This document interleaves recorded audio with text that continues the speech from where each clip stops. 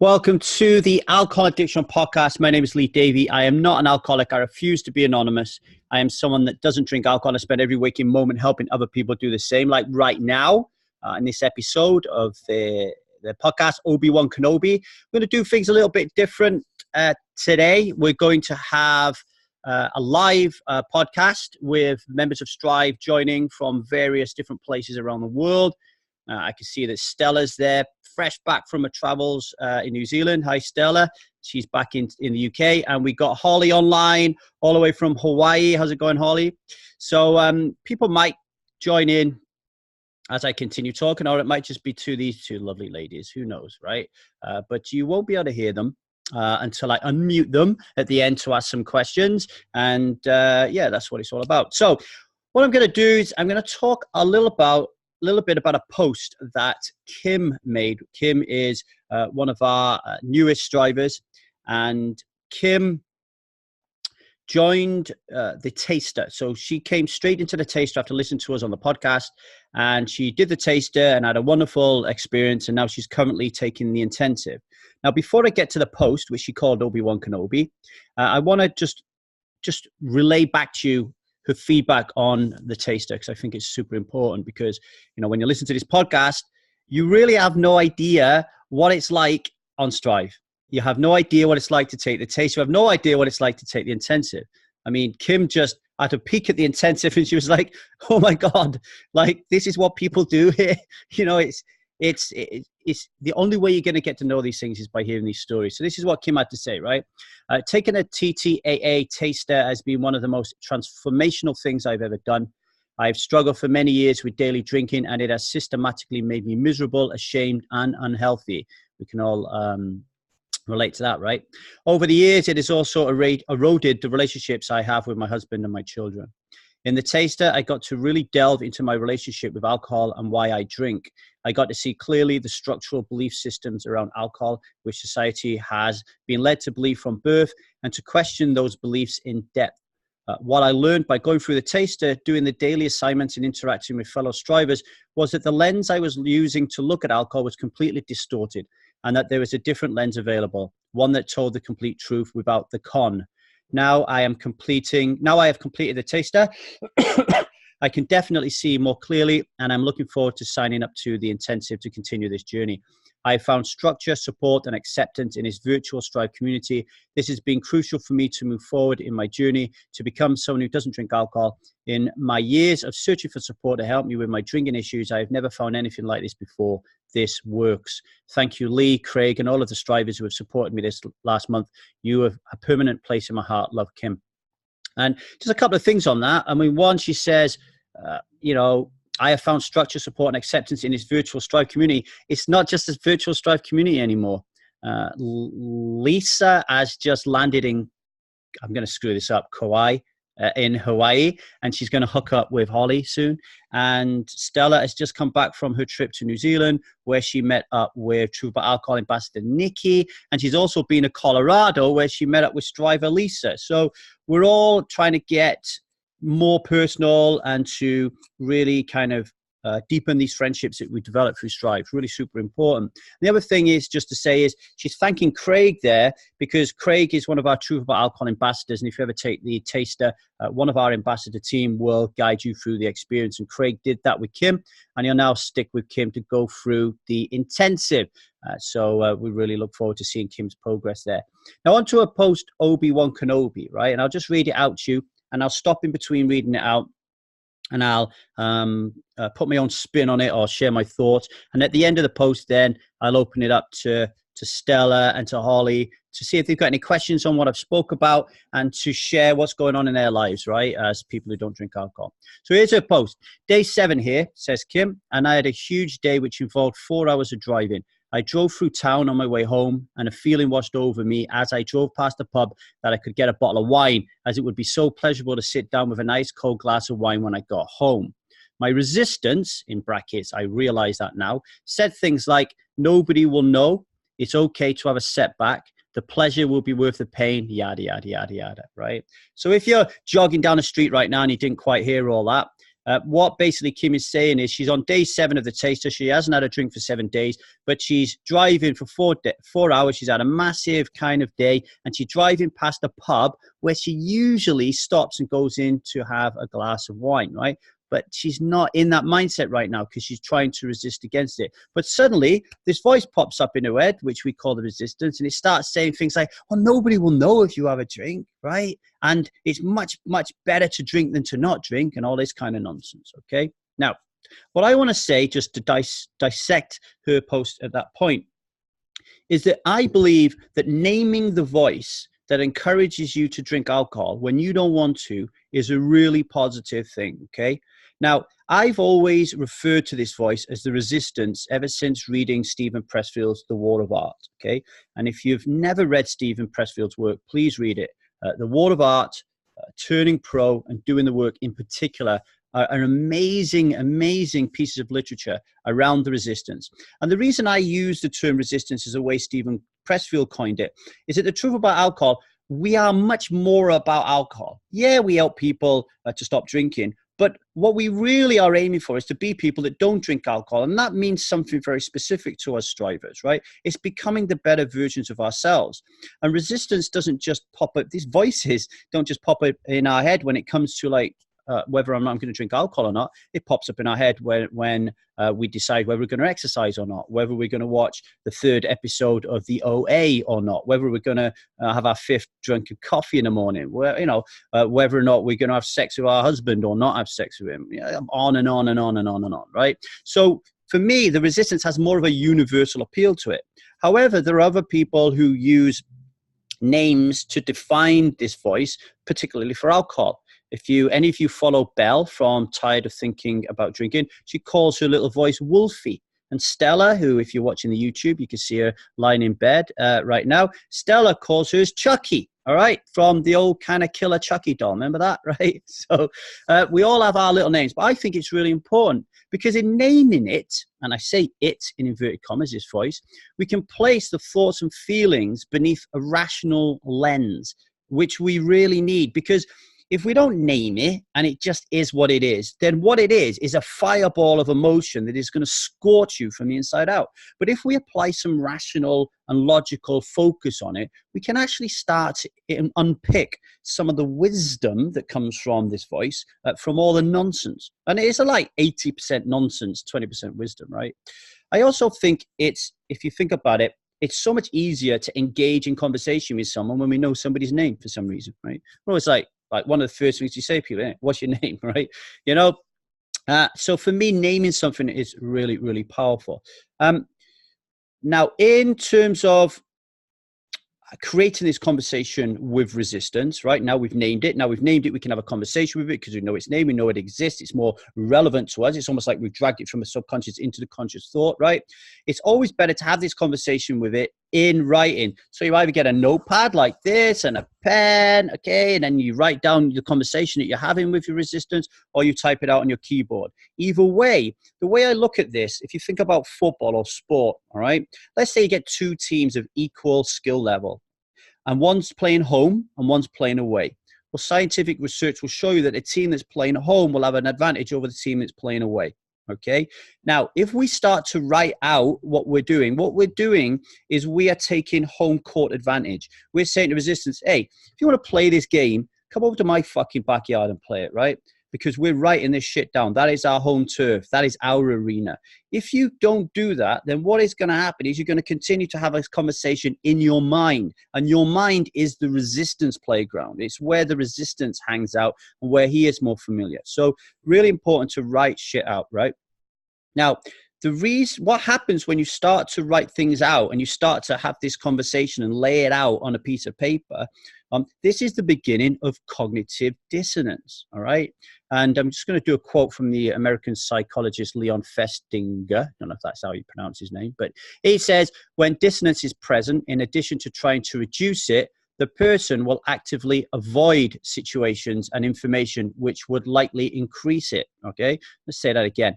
When dissonance is present, in addition to trying to reduce that dissonance, the person will actively avoid situations and information which will increase the dissonance. Now, I'm just going to unmute the two ladies here, and I'm going to put them on the spot. Okay. So, ladies, I'm going to ask you a question, right? We've got this cognitive dissonance in our mind when it comes to alcohol. Shall I drink? Shall I not drink? Shall I drink? Shall I not drink? How do people who drink alcohol quieten that dissonance? Who wants to take a shot at it? Go on, Holly. They justify it. And what do they do?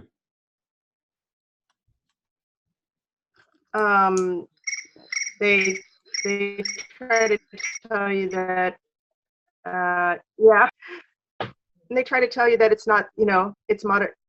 Why can't you just have one, or, all these different things, or I never had a problem with it, or it's, or they try to tell you that red wine is good for your health, and, it's an antioxidant, blah, blah, blah. Okay. So what you're talking about there is you're actually agreeing with resistance, right? Mm-hmm. So you start agreeing with, so if you're someone who doesn't drink, if you're someone who drinks alcohol and the cognitive dissonance presents itself, what Holly is saying there is you actually start agreeing and aligning yourself with, okay, the resistance. And then what you do, I'm just going to mute you all again, girls. What you then actually do is you drink. So the way you quiet the cognitive dissonance when you're somebody that drinks alcohol is you drink alcohol. Because if you drink alcohol, now that voice goes away because now you're drinking and you're okay. That's what you want to do until the next time, okay? The resistance comes up in your mind. You're more aware of it because you're listening to this podcast, or you're doing the taster, or you're on a member of Strive, or you've read Alan Carr's book or something. And then you go through the same process again. Okay. And that it goes in line with what Leon Festinger is saying. When dissonance is present, in addition to trying to reduce it, the person will actively avoid situations and information which would likely increase the dissonance. So conversely, they want to decrease the dissonance. So by drinking, it quietens it. Because if you remember, when we were drinkers, before we realized we had an issue, there was no dissonance. We just drank alcohol. Maybe we'd have a little bit of dissonance when we woke up on a Saturday morning, puking into a bucket, and we'd say things like, "Oh, I'm never going to fucking drink again." But that's not in the same ballpark. It's a little bit like when people talk about New Year's resolutions when it comes to habit change. Not in the same ballpark. It's like Cracker Jack. It's like little trinkets. That's nothing. It's nonsense. Okay. So what happens to people who drink alcohol to quieten cognitive dissonance? They drink more alcohol, right? Now, what do people do that don't drink alcohol? What do they do to quieten the resistance, right? They don't drink alcohol. Now think about this. A lot of people think when cognitive dissonance pops up in the mind that the way to solve it is to drink alcohol. Oh my God, I can't fucking handle this. This is so fucking crazy. My fucking brain's going to explode in a minute. I just wish the noises would shut up, shut up, shut up, shut up, shut up. Oh, fantastic. Well, at Strive and the Truth About Alcohol, we do it a different way. Oh my God, I wish the fucking noise was shut up, shut up, shut up, shut up. I fucking hell, it's doing my head in. My head's going to explode in a minute. Okay. Calm breath. Calm down. What did I learn off Strive? Okay, I just got to give myself a break. I'm going to put a Sam Harris meditation on. I'm just going to go outside into nature. I'm just going to sit down. I'm going to listen to this for 10 minutes. Then I'm going to go on to Strive. I'm going to go on to triggers. I'm going to answer these 13 fucking stupid questions. I'm going to answer that. And I'm going to ring somebody. Like, who's my buddy? Holly. I'm going to ring up Holly. And I'm going to tell her that I'm in a trouble. And Lee says, what have I got to do? I got to sit and feel this thing. I've got to experience it. What's he on about? All right, let's give it a go. What is it? I got a bit of a tightness in my stomach. Okay. Yeah, it's not exactly like there's a fucking knife going through it, is there? Okay, and then what does he say? I got to watch Netflix? What, I got to watch an episode of Game of Thrones?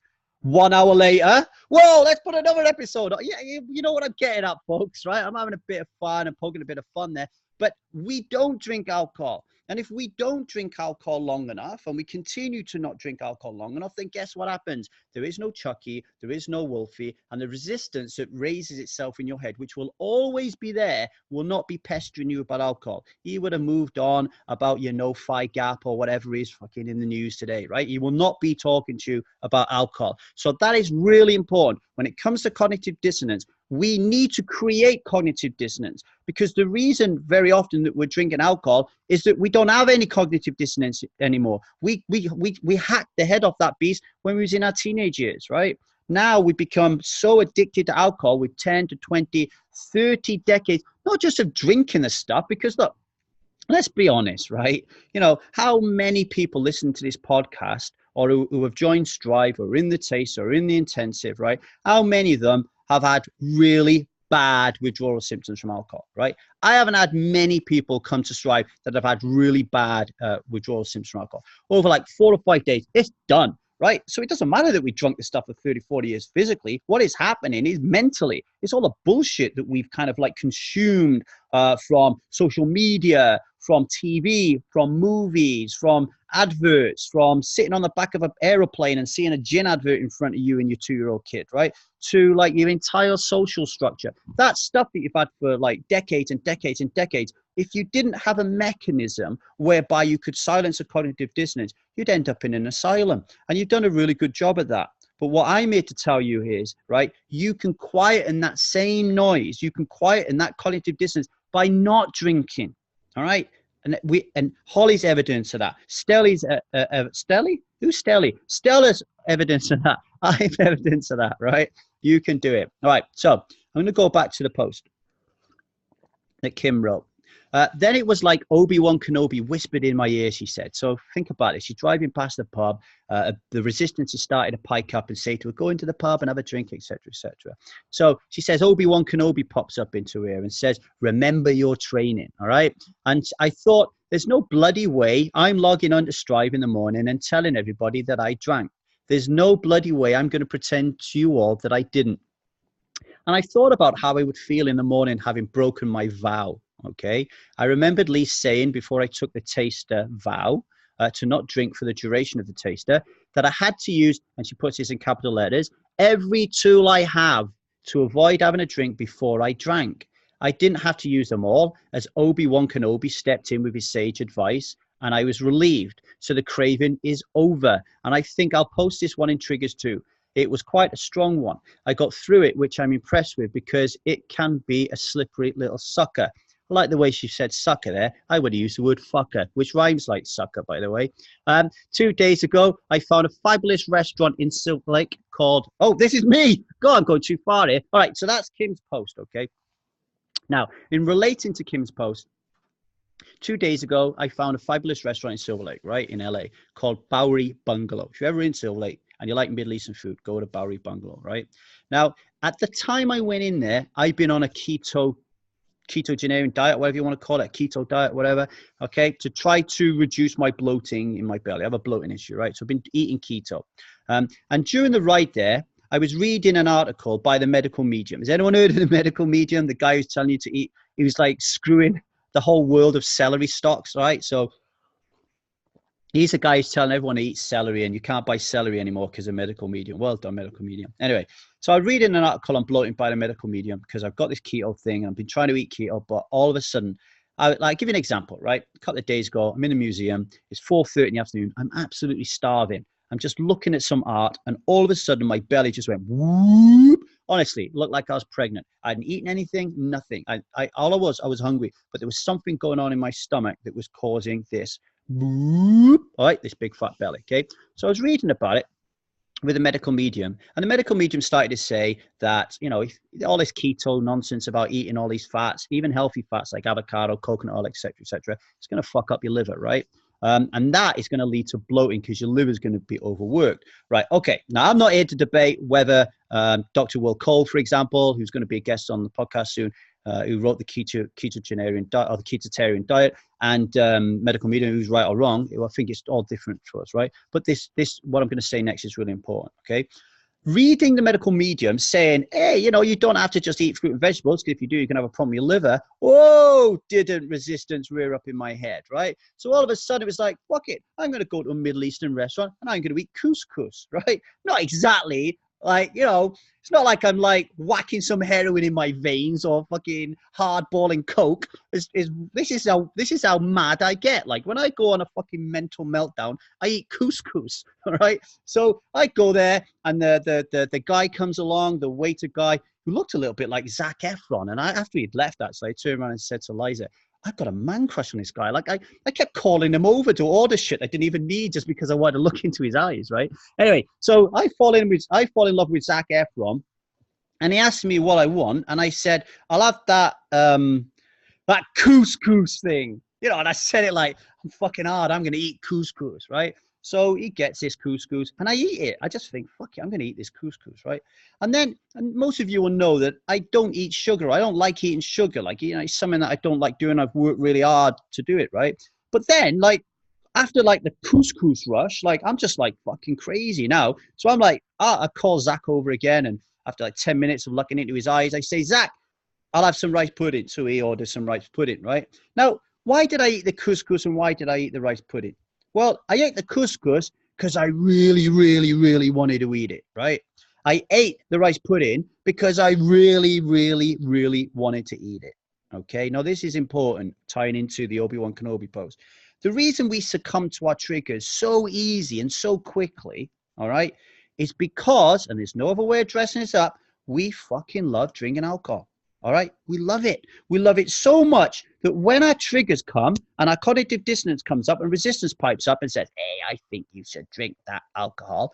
You're like, whoa, did he just say I could drink alcohol? Fucking boom, boom, right? The thought of actually going through these 13 questions, it's no wonder nobody wants to do it. Do you know why? Because by the time you've got to the end of the 13 questions, by the time you've walked into nature and you've got your shack with Ralph Waldo Emerson or whoever was living in there, and then you read War and Peace and you listen to your meditation up by Sam Harris, do some stretching, you go for a run, you watch an episode of Game of. By the time you've all done that, you're not going to want to drink, but you want to drink, right? You really want to drink. So this is why all of a sudden when you have a trigger moment that we relapse so quickly, because we want to drink and we need to accept and understand that we want to drink. What is actually going on here is the pros of drinking in that moment are far outweighing the pros of abstaining. All right. And the way that we get to this point where we no longer want to give into this thing is when the pros of abstaining are far greater than the pros of drinking. Now, it's not that easy, okay? It's a lot more complicated than that. And when you're at Strive and you're doing all your Strive work and you're doing your taster work and you're talking to people and you're watching our videos and going through the assignments, there's a lot of other stuff that comes into that. But on a very, very basic level, if you want to just do one thing today to move you forward towards being someone that doesn't drink alcohol, then get a bit of paper out, slice it down the middle. Say, what are the pros of me drinking and what are the pros of me abstaining? All right. And what you'll find is your pros of drinking will far outweigh the pros of you abstaining. And until you turn that around, you're not going to be ready to change, right? You're not going to be ready to take the taster. You won't want to take it, all right? Or you'll take it and you'll just waste your money. Don't give me any money until you're ready to do it, because it'll just be a waste of money, okay? So we can't rely on willpower alone. So if you're reading that, what Kim isn't relying on willpower alone here. It seems like she is as she's driving past a pub, but she's not really. And there are three things here that really make me kind of wake up a little bit and go, oh, yeah. She's not on willpower alone here. Number one, the vow. All right. So how many of you here listening to this are married? All right. So how many of you are listening to this are married? You spent fucking tens of millions of pounds that you don't have, probably put it on a credit card or, you know, whatever, you got some rich mum to pay for it or whatever. And then you go down the aisle and you do your knees, and even though, like me, like people who don't believe in God, like, you know, sing prayers and all that kind of stuff. And all of a sudden you make this vow and you look into your wife's eyes and you recite those words, and I don't know, in sickness and in health and all that kind of stuff. And then after you leave, that's it. You are this person's property for life, right? There's no way, nothing is going to change this. You're never, ever going to have sex with another human being. You will not, because you took a vow that you're going to be with this person. And a vow in marriage means monogamy in most of our culture, particularly people listening to this. So if you go to Silver Lake and you walk into a Middle Eastern restaurant and Zac Efron starts flashing his eyebrows at you, oh, I might have wanted to take him into the toilet and give him a good scene too, but I couldn't do it because I had taken a vow, that I would be with this woman for the rest of my life. So, it sucks sometimes, doesn't it? Vows suck. You want to have sex with that person. You want to cuddle with that person. You want to just run away to the moon and just get rid of her because she's getting on your nerves or he's getting on your nerves. But you don't, because you took a vow. And yeah, divorce rates are really, really high. But as someone who's gone through a divorce, and lots of people listening to this will go through a divorce, how fucking difficult is it to rip yourself apart from that person once you've taken that vow?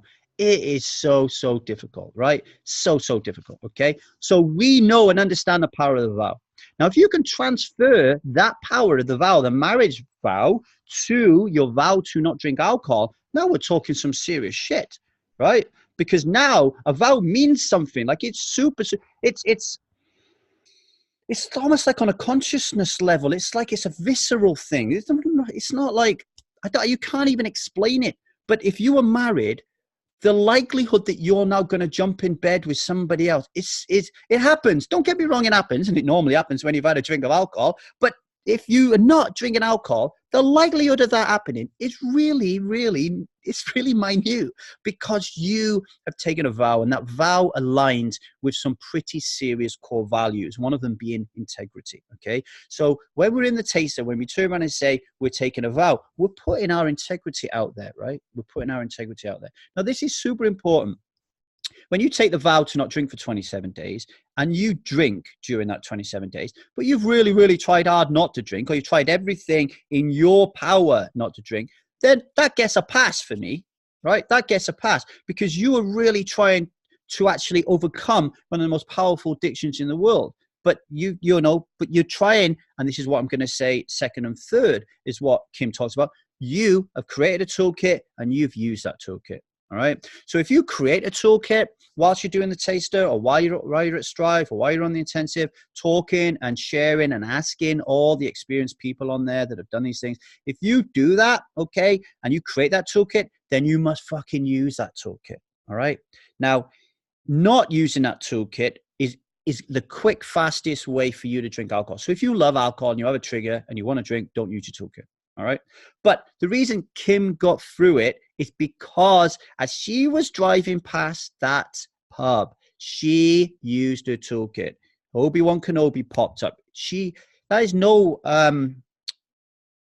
no piece of luck, random luck, that Obi-Wan turned up. She created Obi Wan Kenobi as a mechanism to defeat the Resistance. She could almost in her mind say that Resistance is Darth Vader, and she has created Obi Wan Kenobi. All right, Darth Vader kills Obi Wan Kenobi. Maybe I shouldn't have used that one as a good example. But ultimately, Darth Vader dies, doesn't he, because of Obi Wan Kenobi's legacy and all that kind of stuff. But you see what I mean? She's created something. She's created the antithesis to the Resistance, right? This different voice, this rational, logical voice, which is now going to compete against the emotional voice of Darth Vader. Okay. And then she's thinking, isn't she, that I took a vow. So now she's got her integrity is on the line. All right. So as she's driving along, she's thinking about accountability. Okay. Now a guilt comes in a little bit. All right. Not shame, but guilt. All right. So guilt is coming in. I feel guilty if I post and tell all these wonderful people that they've helped me so much that I've screwed up and had a bit of a drink, right? She doesn't want to do that. So what she's done is she's used that guilt in a very positive way. And nowhere in Kim's post do you hear her saying, I didn't like the fact that I was accountable. It made me feel bad. I didn't like accountability. I didn't like the fear of not being able to post. I've not seen that in any of Kim's posts. All Kim's posts have been, wow, it was scary as fuck to be vulnerable, but I'm so fucking glad I did it. I felt so much better afterwards. I absolutely loved offloading. I love what I'm doing, sharing with people. I think that is super important. Now, it's not easy to do what Kim did. All right. Now, we at The Truth About Alcohol, we use the color code personality science. All of us go through a little test to see what kind of personality we are. And Kim is a red personality type, right? Which is power. Okay. So without going into too in depth, Kim's got some serious grit and determination behind her personality-wise. So she's not going to give up easily. But the other colors, the yellows, the blues, and the whites, they also have very, very strong traits that can enable them to navigate their way through this and to not succumb so easily. So a white, for example, a white color, a white is the opposite of power. It's like peace and, hey, dude, I'm a pacifist. I don't want any trouble. But they are still stubborn as fuck. They're highly, fiercely independent, okay? And these traits can be used when it comes to things like the vow, etc., etc. And at Truth About Alcohol, we're learning more and more about this color code science, all right? And we can use it. Our ambassadors can use it. The more we learn about it, we can use it in a way that we communicate with you to draw out the best parts of your personality types. So you can use these best parts of your personality traits to stick with your vow, to create toolkits and all that kind of stuff.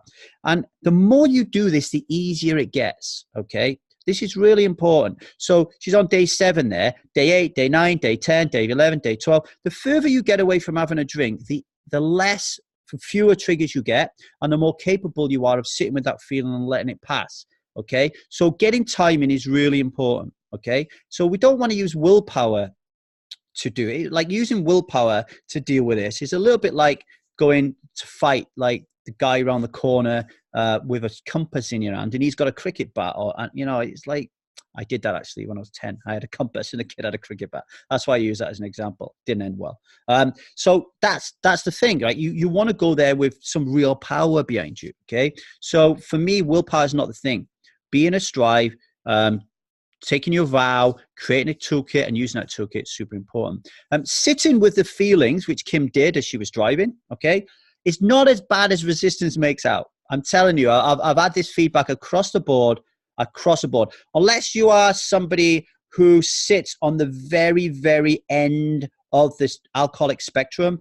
And like, if you stop drinking alcohol, you would die. Like if you're on that end of the spectrum, other than those type of people who need really serious medical help, everybody else that comes to Strive, who are the people who are drinking 1 or 2 bottles of wine a night or whatever, right? Those people sitting with the feelings and experiencing the craving and it going is nowhere near as bad as the resistance makes out, right? We in a way, we want to buy into it. Like we want to buy into this is really difficult, because if this isn't really difficult, then why didn't I do this so long ago? Okay. It's not as bad as you think. Also, what Kim does really well, she feels liberated after she doesn't have a drink. She's like a fucking Amazonian. She's like standing in that arena with her sword up in the air going, yeah, I fucking nailed this thing. It's sitting on the floor. She's spitting on it, kicking it in the balls, all kinds of stuff, right? She's feeling a sense of joy, and she's feeling a sense of pride.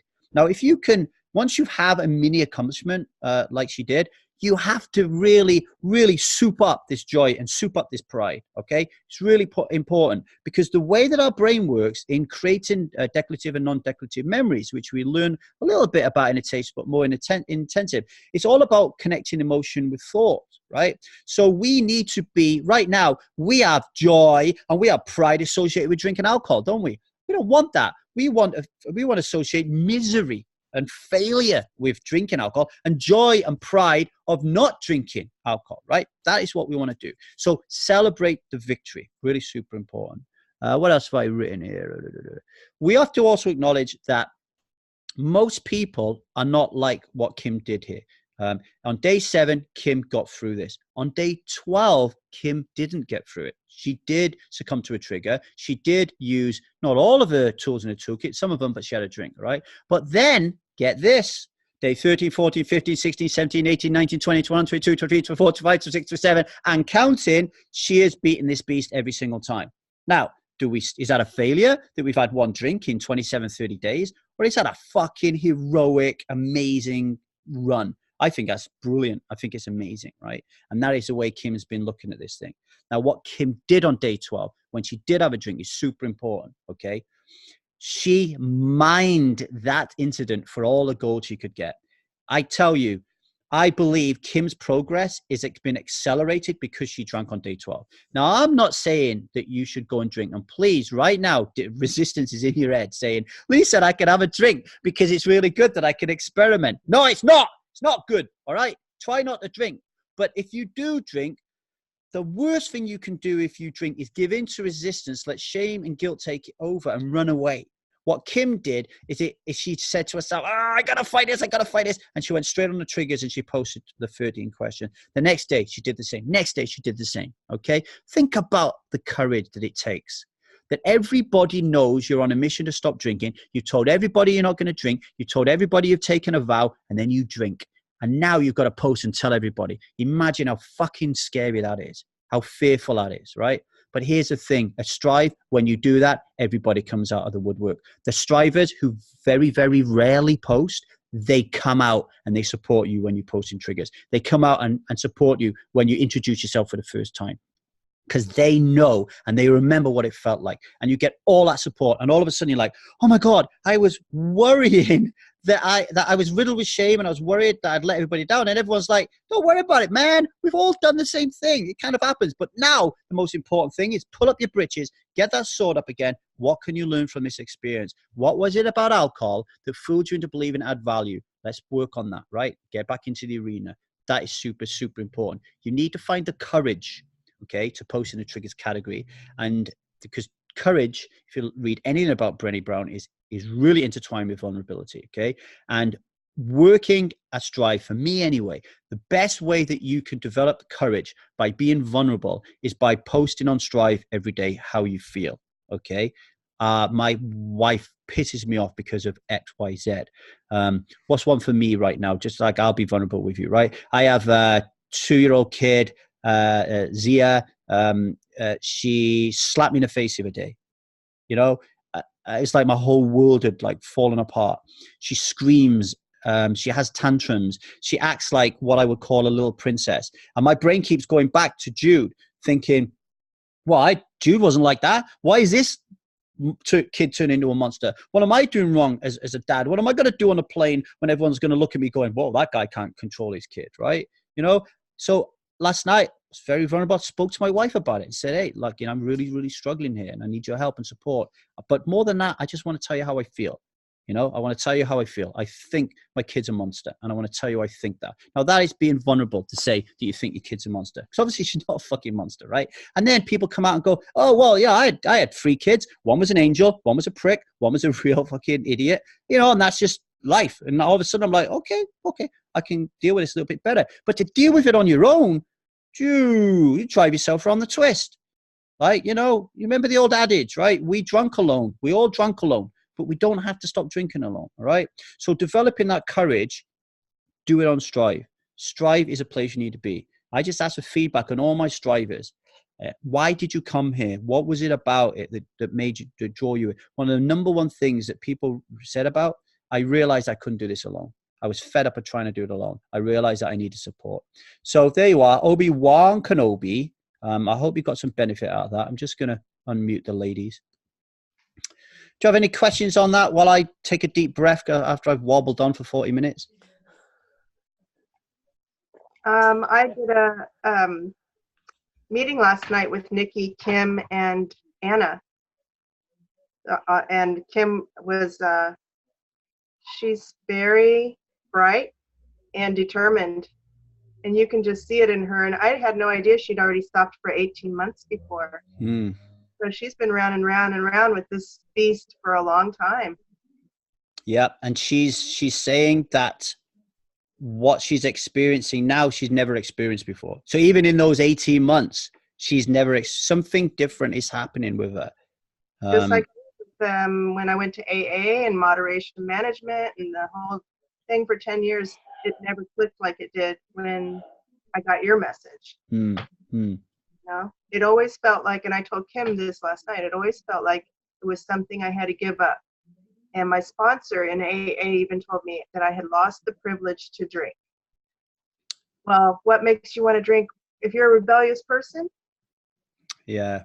That didn't work for me. Sorry, I need to have it as something that I got rid of. My choice. Yeah, and definitely. It really with Kim, she was like, exactly.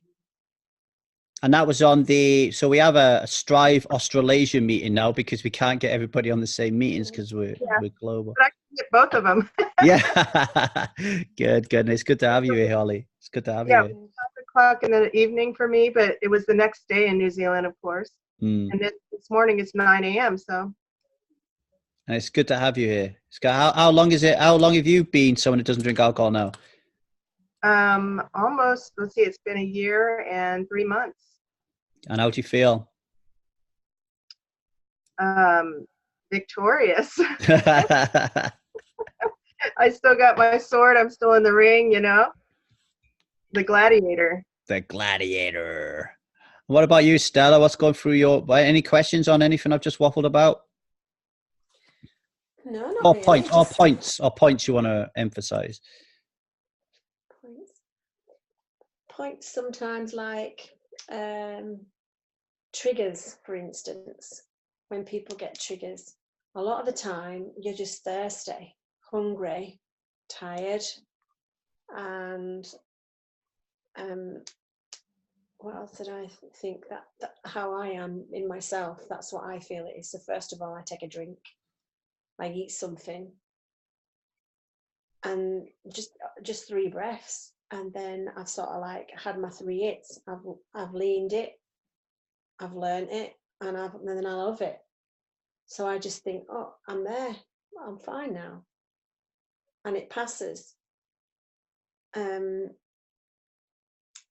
don't know if anyone's been to Greymouth. When we went to New Zealand and then we went to the thing, and I posted on here about that awful incident. Anyway, we left to get on the train and we were in Greymouth, and I still was feeling really odd, and I couldn't put my finger on it, and I kept talking myself out of things, a little bit like what Kim was doing with the pub. But I was talking myself out of things. Oh, I don't need to journal, I can't be bothered to write, I'll just be scruffy, it'll just be scruffy, I don't want to talk to Lizzie and Brian, I don't want to sit in the room, I'll just sit in here, I'll just have a look at my iPad. There's a swimming pool over there, shall I go swimming tomorrow? Nah, I don't need to go swimming. Why don't you just go for a walk? No, I don't want to go for a walk. Well, what do you want to do then? Well, I don't know.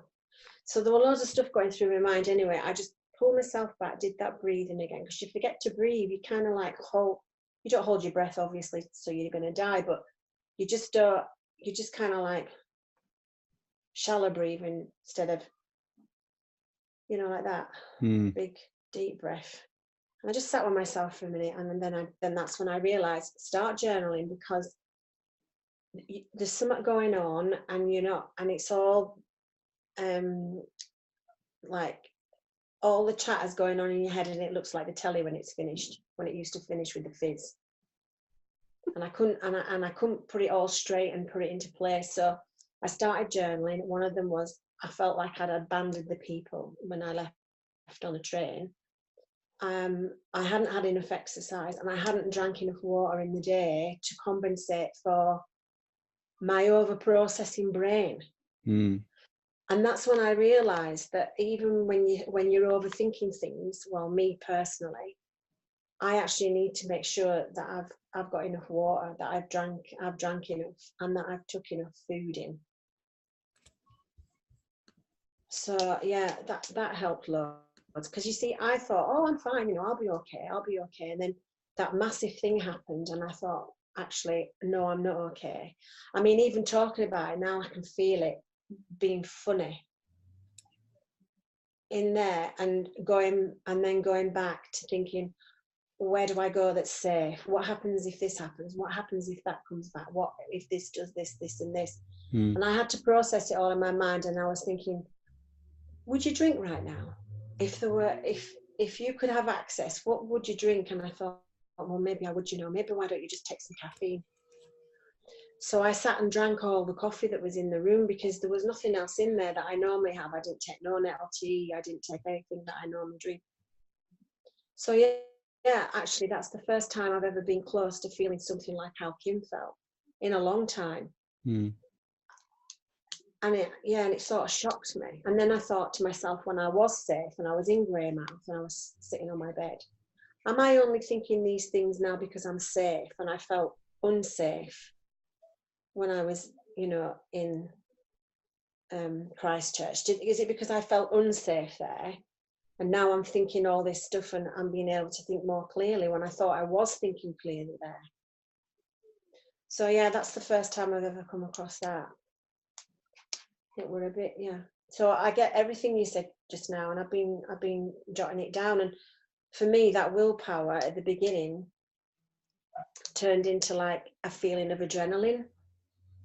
So now I liken willpower to adrenaline. You can only run on your adrenaline for so long. Because adrenaline can't keep running. It has, you know, all of a sudden, you just faint, wouldn't you? So if that episode, I didn't want it to happen, but it did.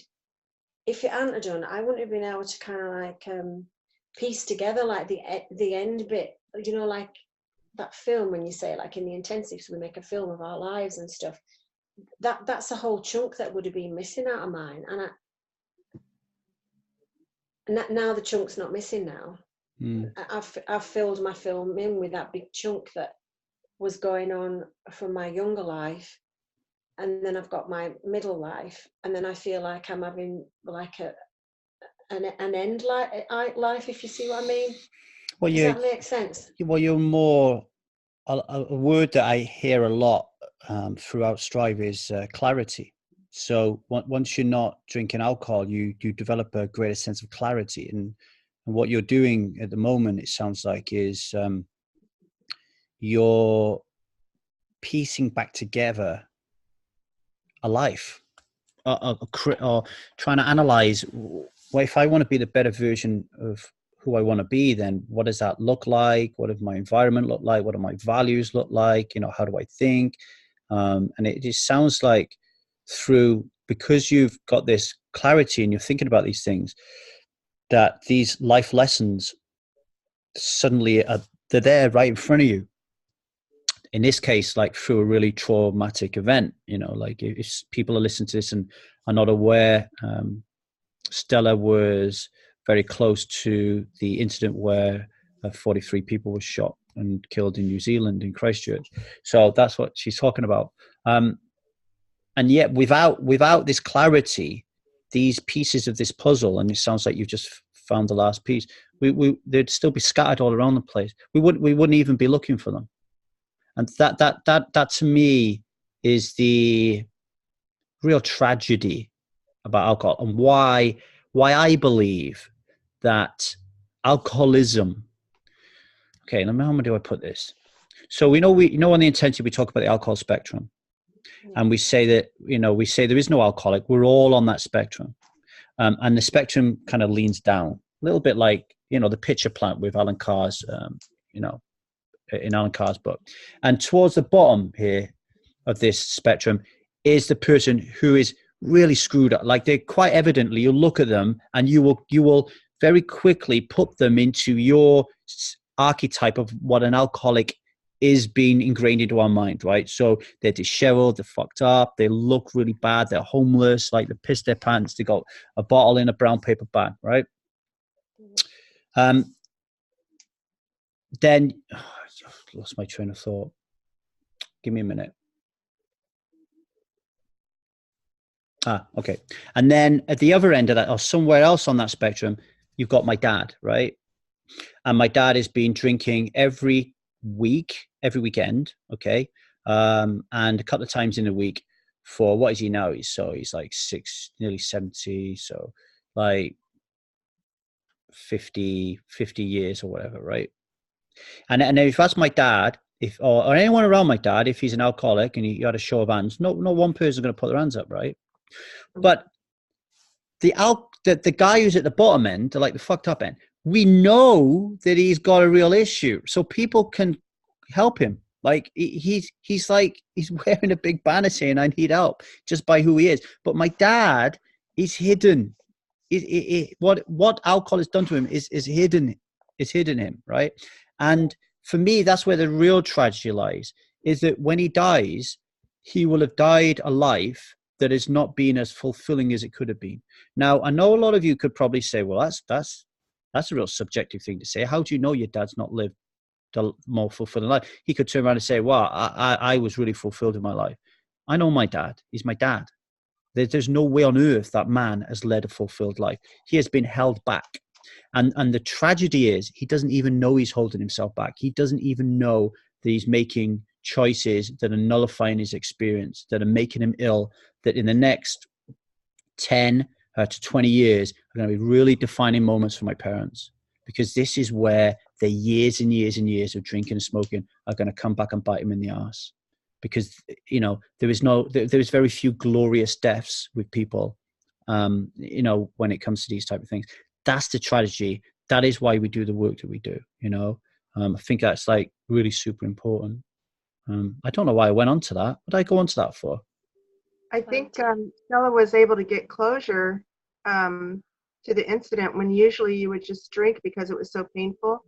Mm-hmm. It would all be still there, and it could always bubble up later and bite you and make you want to drink again and again, or just give you PTSD or what have you. But since she had the clarity, she was able to put it all together, not bury it, but deal with it right on the spot. Right when those bad feelings were coming up, you had guilt, you felt like, you had left those people behind or whatever. When usually, if you're drinking, you just have a drink and it's done, and you think, okay, that's over, but it's really not. Yeah, good point. It's still in your subconscious. It's almost like in the intensive, we do that. We do this section on risk assessment, don't we? So we say to ourselves, all right, we're all in our 40s, 50s, 60s or whatever. We're smart people. We've experienced enough of drinking. We can foresee what's going to trip us up. Let's make a list of all the things that are going to trip us up. And then let's put some plans in place to eradicate them or to mitigate them. However, we're never going to write on that list, I'm in Christchurch and an idiot comes in and kills 43 people. I was never going to write on my list, my wife is going to ask me for a divorce. People are not going to write on their list. I mean, they do write on the list, don't they? What would happen if I lost a loved one, etc., etc. But you don't know what's going to happen in that moment. I know this, though. When I got divorced, it ripped the heart out of me, and I drank for a month after it. So 3 years of not drinking, and I drank.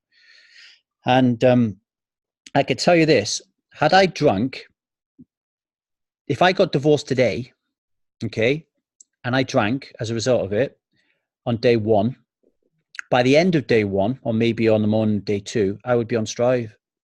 Mm-hmm. And there's no way I'd make day 3 of drinking. Yeah. Because the support system and the vow and the role that I have and the accountability, there's no way, no way that I would have gone. Yeah, look, it took me a month of drinking for my little boy to say to me when I ordered a bottle of wine, Dad, I thought you said there was no value in alcohol. That was a 10-year-old boy. Imagine if one of you two would have said to me, hey, Lee, hey, come on. You've been saying there's no value in alcohol. What's going on here? What's happened? You know, you get on the intensive and work through this because somebody just bit you on the arse, right? And then I would have been back in the game. So the support system here is like really, really super important, you know, really super important. The whole strive experience just ruins drinking for you anyways. Yeah. Definitely. So we're coming up to the hour. I just wanted to say, I'm not sure what I'm going to do with this, but on the wall there, just in the other room, there is a little child's poster, and it's on calming strategies. So when Zia goes on full meltdown now, and what we're doing is we're picking her up and we're taking her to the poster and we're saying, which emotion are you feeling right now? And there's happiness, sadness, joy and anger, I think. And invariably she'll say angry or sad, right? And then I've been asking her why she's angry or sad, but a lot of times she says, I don't know. Okay. And through Liza's guidance, I've stopped asking her that now. Okay. What I then do next to it is there are 11 coping strategies. Okay. So then I say to her, do you want to choose a coping strategy where we can move you from, like, sometimes I'll say, so she'll say she's sad. I'll say, do you want to be happy? Now, sometimes she'll say no. She'll say, no, I want to be sad, right? Now I'll say, okay, you can be sad. But if she says, no, I want to be happy, I'll say, well, do you want to pick one of your coping mechanisms? Now I'll read them out because it links back to what Stella was saying. Number 1 is close your eyes. 2 is take a drink, which is what Stella just said. 3, stretch your body. 4, hug a stuffed animal. 5, take 3 deep breaths, which is what Stella just said. 6, draw. 7, read a book. 8, think a happy thought. 9, do a puzzle. 10, count to 10. And 11, squeeze a ball. Now these are for a kid. All right.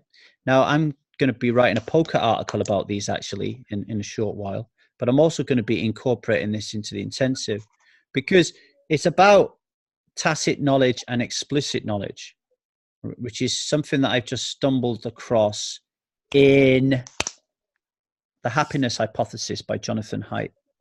So explicit knowledge, alcohol is going to fuck us up. That's explicit. We know it's going to happen, right? But knowing it doesn't really, it's not going to cut it. The tacit knowledge is checking on Strive every day, posting in help and guidance every day, taking the taster, taking the intensive, filling in triggers and using these 11 coping strategies every time we're angry or we're sad or we're happy. Because let's be honest, we drink alcohol when we don't want to, when we're happy as well, right? So using these coping mechanisms like are super important, but we're only able to use them like automatically after we develop more tacit knowledge. And that's what we do when we're on and this is why like a big mistake that people make is they'll take the taster and then they won't take the intensive, because they'll take the taster and they'll think, oh, fucking nailed it, I've done it, boom, boom, boom. But you're just brushing up on your explicit knowledge. You haven't got the tacit experience yet. That's going to take many, many years of work, okay? And it's terrifying and almost off-putting to think that you have to work on these things for many years, but it's just fact. If you want to be a better version of yourself, then you're going to be working at it until the day that you're pushing up daisies, and not to think that it's hard work. It's like, it's wonderful, it's absolutely, surfing. What's surfing like? How does it feel to surf? Well, some days you can be scared to death and you just got to do it, or you just don't do it, and then you beat yourself up later because you were such a wimp. But then when you actually do it and you feel like you're flying, it's all worth it. Yeah, it's like, it's growth. It's like, I put alcohol in the same category as dieting, because I'm one of those people that can't just eat whatever I want, So you have to learn in the beginning that this is how your life's gonna be. You're never gonna be somebody that can just go get a dozen donuts, and you eventually make peace with that and embrace it. But it's really hard in the beginning. I mean, I've lost 40 pounds 3 times, So I always say to myself, it's going to be a lifelong thing. There's no quick fix. There's no pill you can take. And you're going to have to read a lot of books and get a lot of knowledge. Yeah. This is our life. It's not like a fad. It's our life, Mm-hmm. And between, how long have you been someone who doesn't drink alcohol, Stella? I stopped drinking October 2017. 17, so 2, 3. All right. So between the 3 of us, we've got like nearly 15 years of experience of not drinking. Okay. Wow. Like, I what do I do for a living? I write poker articles. What do you do for a living, Holly? I dog sit. You dog sit. What do you do for a living, Stella? That's wonderful, isn't it? I do hairdressing. You're a hairdresser, right? We're just normal people. Yeah. Right? We haven't got we haven't got degrees in neuroscience, but we've got degrees in life. Yes, exactly. And that's the key to me. Again, the feedback that I got the other day when I was asking why people are here, they just said, you just seemed real, Lee. Well, everybody seems real here. We've all gone through it. We've all experienced the tumultuous ride of and the dips and the ups and downs, and that for me is everything. Strive is everything. So if you're not a member of Strive, then get over to www.thetruthaboutalcohol.co.uk and join today. It is £5 a month. Yeah, somebody wrote to me the other day and said, I can't believe you charge people to do this. What would you do if someone was suffering from suicide? Well, to that person, there's a reason why we charge people. We like the intimacy that we have at Strive. We do want to grow it, but we do want to branch out. But the intimacy for us is really important. And putting a bit of money in there actually helps to really just get the people who are really serious about taking some action on board. Also, it enables me to, there's accountability there because you put your hand in your pocket. It enables me to focus on this full time. It enables me to provide world-class quality training for the ambassadors and to create better and better experiences for you. Even simple things, folks, like getting certain people on a podcast will cost money. Like improving the sound quality of a podcast will cost money. I mean, let's not be silly about this. Like if you want something for free, then AA is there for you. Okay. You can listen to every single one of our podcasts. I know a guy who, through just listening to my podcast, absolutely and utterly transformed his life. Went from, like, I don't know, big fat guy to a thin muscular guy running marathons and that. And he never joined Strive. He never listened to the taster. He never did a taste, never did the intensive, he never put his hand in his pocket. He just listened to the podcast, right? So, when we think there's nothing here for free, this is here for free, right? So I get where you're coming from. I felt exactly the same when I was back in the day trying to join Jack Canfield's Success Principles program. It was £3,000 and I was 30 grand in debt. But, within a year I wasn't in debt. So each their own. So yeah, it's £5. If you can't afford £5, then write me an email at truthaboutalcohol@gmail.com. We'll sort something out, because we don't want money to be a barrier. Yeah, there are price tags on everything, but as far as I was aware, last time I looked, the vast majority of people who've taken the intensive haven't even paid for it. So think about that. Right, Holly, aloha. Aloha. Stella, see you later. Bye. And everybody listening, keep it sweet. I'll take care. Bye-bye, everyone.